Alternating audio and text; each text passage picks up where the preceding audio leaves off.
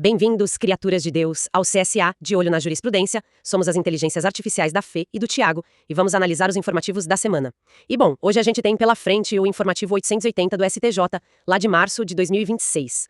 E, olhando para esse material, fica muito clara aquela tensão clássica do direito, sabe? Aquela tentativa de colocar a vida real dentro de uma caixinha, né? Exatamente. Porque a gente tem essa expectativa de que o sistema jurídico funcione como um relógio. Tipo, uma engrenagem perfeita, regras claras, prazos exatos, aquela segurança jurídica que todo mundo quer. Que no fundo é uma ilusão super reconfortante, porque o direito tenta engarrafar a realidade, mas a vida humana é um caos. A tecnologia avança num susto, as relações mudam o tempo todo, e o papel dos tribunais, especialmente o STJ, é tentar harmonizar essa frieza da lei com o dia a dia de quem tá lá na ponta. Sim, e é isso que a gente vai fazer agora. Vamos mergulhar nesse informativo para entender o porquê de cada decisão, os bastidores lógicos. A gente separou aqui 7 teses, para quem nos acompanha. Tem processo civil, direito civil, tributário, administrativo, penal. Um cardápio completo, né? Muito completo. E o fio condutor hoje é justamente esse: quando que o Estado decide ser absolutamente inflexível com as regras e quando ele olha e diz, olha, aqui a gente precisa ceder à realidade. E para começar a explorar isso, acho que o melhor ponto de partida é o processo civil. Tem um caso aqui, o tema 1296 dos recursos repetitivos, o STJ foi analisar aquela ferramenta bem pesada, que são as astrentes. Ah, aquelas multas diárias, né, que o juiz coloca para forçar a pessoa a cumprir uma ordem. Isso, a multa combinatória. E o debate todo era como o devedor precisa ser avisado de que essa multa começou a correr. Vamos imaginar um cenário clássico para quem tá ouvindo. Tipo, o juiz manda o plano de saúde liberar uma cirurgia urgente em 48 horas. Se não liberar a multa de R$10 mil por dia. O grande ponto que surgiu com o Código de Processo Civil de 2015 foi a tal da agilidade, a modernização do processo. Aí, muita gente começou a pensar, bom, se o advogado da parte foi intimado ali pelo diário oficial, pronto. O aviso tá dado e a multa já pode começar a sangrar o bolso do devedor, certo? Então, essa era a aposta de quem queria um processo super rápido e pragmático. Mas a Corte Especial do STJ veio e colocou um freio gigante nisso. Eles disseram que a súmula 410 continua totalmente válida. Ou seja, nada de pular etapas. Nada. A intimação prévia e pessoal do devedor é requisito inafastável.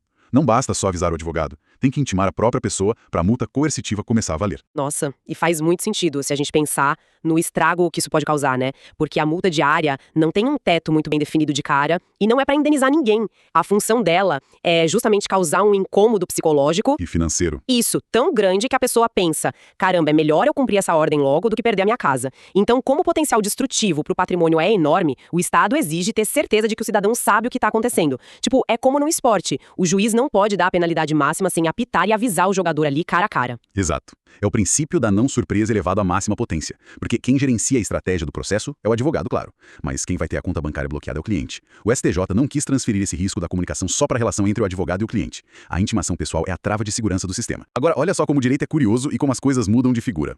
Se no processo civil o STJ exige essa formalidade toda, quase analógica, para proteger o bolso do cidadão, quando a gente vai para os contratos digitais, a história muda completamente. Ah, o caso do empréstimo. Esse é fantástico. Muito. É o recurso especial 2.197.156, lá de São Paulo. E traz bem esse choque de realidade sobre como a gente assina as coisas hoje pelo celular. O caso fala de empréstimo consignado digital, aqueles que a pessoa faz por aplicativo.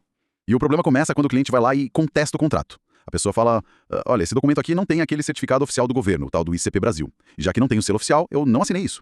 Uma negativa bem genérica. E aí a gente entra num ponto-chave que é o ônus da prova, né? Pela regra do processo civil, se alguém diz que a assinatura é falsa, quem tem que provar que é verdadeira é quem produziu o documento. Sim, o peso cai todo no colo do banco. A instituição financeira é que tem que suar para provar que foi o cliente mesmo que deu aquele clique na tela. Mas e aí, como a STJ resolveu isso sem o selo oficial? A terceira turma fez uma leitura muito moderna. Eles entenderam que a falta do certificado ICP Brasil não anula o contrato automaticamente. Porque se o banco conseguir trazer um conjunto probatório forte, tipo a geolocalização do celular na hora do clique, o IP da conexão, aquela selfie de segurança que o aplicativo pede... Ah, biometria facial, sim. Isso. Essa trilha tecnológica toda serve para provar a validade. E o mais interessante é que o STJ deu um recado claro para esse comportamento do consumidor, né? Porque se o banco traz toda essa tecnologia, provando que a pessoa estava lá com o celular dela, tirando foto, não adianta o cliente vir com uma negação retórica e dizer só, ah, não fui eu. Não dá para usar a falta de um carimbo do governo como desculpa para dar calote. Não dá mesmo. E tem um conceito muito forte que o tribunal usou aí, que é a aceitação tácita do formato. Pensa bem, a pessoa baixa o aplicativo, concorda com os termos, manda a foto do rosto, o dinheiro cai na conta e ela usa o dinheiro. Pois é, a conduta fala muito mais que qualquer pedaço de papel. O STJ percebeu isso. A concordância não tá só na caneta, tá na atitude de receber e usar o valor. Exatamente. O direito se curvando à realidade prática. Total. E falando em realidade prática e intimidade, a gente tem um terceiro julgado aqui que sai dessa parte de dinheiro e contratos e vai pro coração do direito de família e do registro civil. É sobre a identidade da pessoa.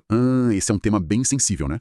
A supressão do sobrenome paterno por abandono afetivo. Sim, e para quem acompanha o mundo jurídico, sabe que a regra de ouro do registro civil sempre foi não mudar o nome, a imutabilidade. É porque o nome, tradicionalmente, é como o Estado controla quem é quem. Ajuda a dar segurança para as relações, para a herança, para evitar que alguém mude de nome para fugir de dívida. Então, o patronímico, que é o sobrenome da família, sempre foi visto como uma herança obrigatória no papel. Mas aí eu faço o papel do advogado do diabo aqui.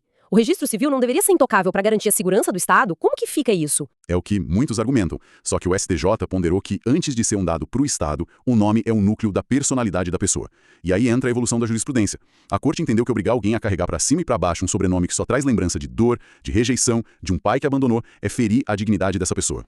Nossa, é muito forte isso. Tipo, a marca de um abandono estampada na identidade para sempre. Pois é. Por isso eles consolidaram que o abandono afetivo é sim um motivo justo para alterar o registro. O afeto, ou a falta dele, passou a ter peso jurídico suficiente para mudar algo que era considerado engessado. E é importante deixar claro para quem nos ouve que isso não apaga a paternidade biológica da certidão, né? Não, de forma alguma. Os vínculos de herança e as obrigações alimentares podem continuar existindo normalmente.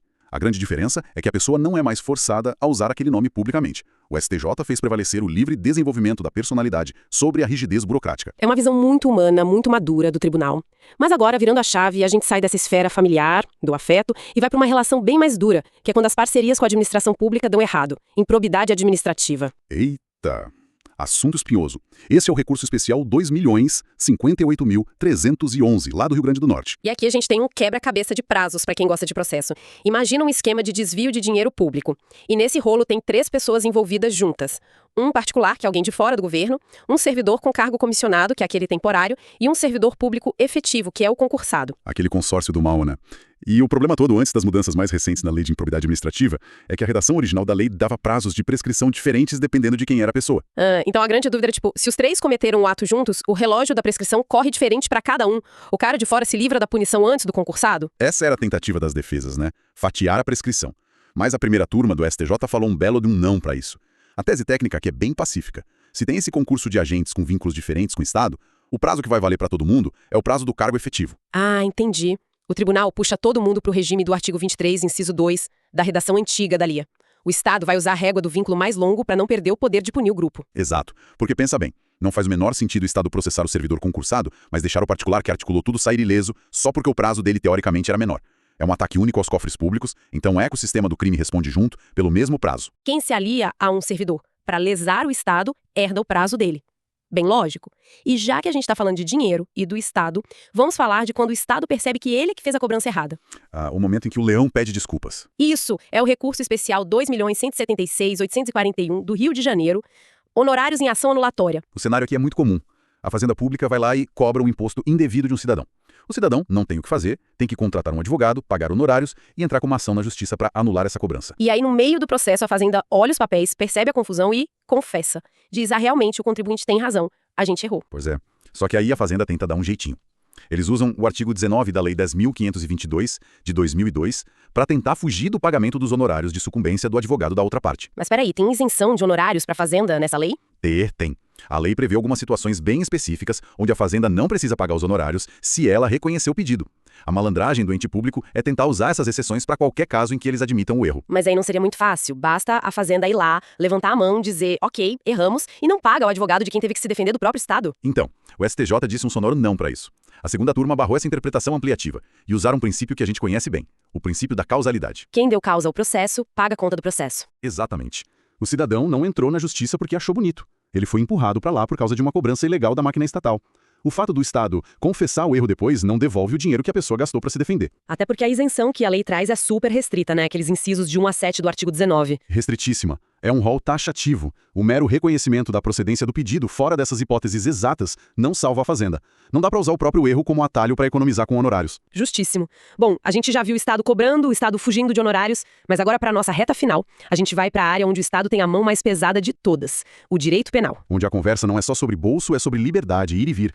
Tem 2 julgados bem importantes aqui. O agravo em recurso especial 3.111.920 de Santa Catarina. O que aconteceu na prática? Imagina uma auditoria da Receita Estadual, os auditores olham a contabilidade de uma empresa e cancelam várias notas fiscais. Eles dizem, olha, você não me provou aqui na esfera administrativa que essas compras realmente existiram. E aí vem a multa. Certo, problema com o fisco. Isso. Só que aí, o Ministério Público pega essa decisão administrativa, que foi baseada na falta de provas por parte da empresa, e tenta usar isso como prova absoluta para condenar os donos por crime de sonegação fiscal. Ah, tipo um atalho? A acusação diz, se a Receita Estadual já falou que é fraude, porque a empresa não provou o contrário, então manda para o juiz criminal condenar. Pode isso? Não pode. O STJ freou essa transposição automática. A quinta turma deixou muito claro que o direito administrativo e o direito penal funcionam em frequências completamente diferentes. Porque no administrativo às vezes inverte o ônus da prova, né? Sim, no fisco a presunção pode pesar contra a empresa, mas no penal a presunção é de inocência, sempre. A insuficiência de provas lá na Receita não é prova definitiva de crime na Justiça. Ou seja, o Ministério Público não pode terceirizar o trabalho probatório dele pro auditor fiscal. De jeito nenhum. A acusação tem o ônus total de provar de forma independente no processo penal que teve dolo, que teve intenção de fraudar. O Estado tem que provar o crime, não é o cidadão que tem que provar que é inocente. Perfeito, o devido processo legal sendo respeitado. E já engatando na nossa última tese, também de Santa Catarina e também da quinta turma do STJ, é sobre a hora que o juiz vai fixar a pena. O agravo regimental 2.808.209. Esse é muito interessante. Para quem tá acompanhando, vamos pensar num crime como a ameaça, lá do artigo 147 do Código Penal. A lei diz expressamente que a pena pode ser de prisão ou multa. Tem essa palavrinha mágica aí, a conjunção alternativa ou. Que dá um poder gigantesco pro juiz. Total. E a dúvida é, o juiz pode simplesmente olhar, ignorar a opção da multa e mandar prender com base numa justificativa genérica, só porque ele achou melhor? Não pode. O STJ consolidou que o juiz não tá num restaurante escolhendo o que prefere do cardápio. Se a lei dá a opção da multa, a prisão é, por lógica constitucional, a exceção. Então se ele for pela exceção, ele vai ter que explicar muito bem explicado. Exaustivamente, o magistrado tem que fundamentar porque, no caso concreto, olhando pro réu e pra gravidade do que aconteceu, a multa seria ineficaz. Se ele não justificar especificamente a escolha da privação de liberdade em detrimento da multa, a decisão é nula. No Estado democrático, o uso da força máxima nunca é automático. Nossa, isso amarra muito bem tudo que a gente conversou hoje. Se a gente olhar pra trás nesses 7 julgados, o STJ tá o tempo todo equilibrando esse poder. Calibrando a mão. Exato. Ele é super formalista e rigoroso pra proteger o cidadão de multa surpresa ou pra não deixar o Estado condenar criminalmente só com presunção fiscal, não deixa a Fazenda fugir de honorários e é duro na improbidade. Mas aí, do outro lado, ele tem a sensibilidade de se modernizar e aceitar uma assinatura digital só pelo comportamento da pessoa. E é profundamente humano ao permitir que alguém tire um sobrenome por causa de abandono afetivo.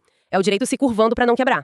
E ver essa fluidez deixa uma provocação enorme pra gente, né? Porque se hoje o direito já precisou ceder pra validar um clique no celular, e se a dor de um abandono muda um registro estatal centenário, como que vai ser amanhã? Imagina com a inteligência artificial entrando no meio. Pois é. Fica a reflexão pra quem nos acompanha. Imagina quando sistemas autônomos começarem a fechar contratos sem ninguém apertar o botão.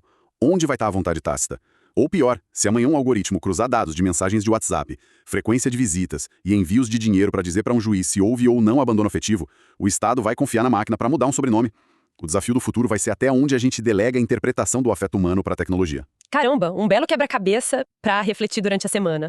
Entender essas decisões do STJ é perceber que a lei respira com a sociedade, não é só letra morta. Com certeza. Bom, a gente agradece muito a companhia de quem ficou com a gente até aqui.